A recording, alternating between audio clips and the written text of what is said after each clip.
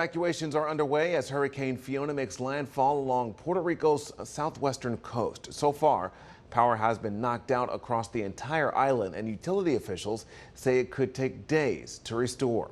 Fiona becoming the third hurricane of the Atlantic hurricane season this year.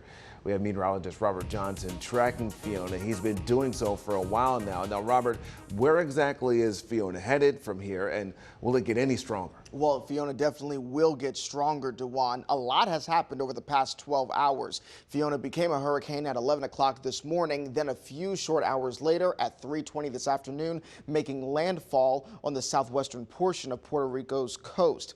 Another landfall is likely coming in the overnight hours.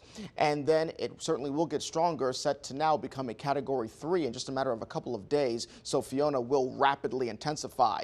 Here's the radar view, and Puerto Rico continues to get pummeled with heavy winds, gusty winds, and heavy rain, 1 to 2 feet of rain, providing some catastrophic flooding. You see the heavy rain bands there, the yellows, the oranges, and the reds, as we continue to have the system spiral and churn in the Caribbean Sea. And notice the eye wall for where it is right now. It's about 30 to 40 miles just to the southeast of the easternmost portion of the Dominican Republic. So a second landfall likely within a few hours.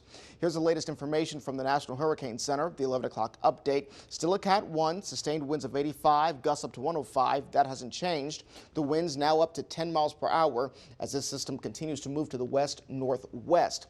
So landfall likely over the course of the next couple of hours. By tomorrow night, it's a Cat 2, and then by Tuesday night, a Category 3 hurricane, making it a major hurricane. This will rapidly intensify as it goes into the warm waters of the Atlantic, moving just east of the Bahamas, and then that Cat 3 status stays with us Wednesday through Thursday, sliding west of Bermuda, and then weakening to a Cat 2 on Friday as it approaches the cooler waters of the northern Atlantic. We'll talk more about Fiona's impact for us here at home in your full 7-day forecast, Dewan.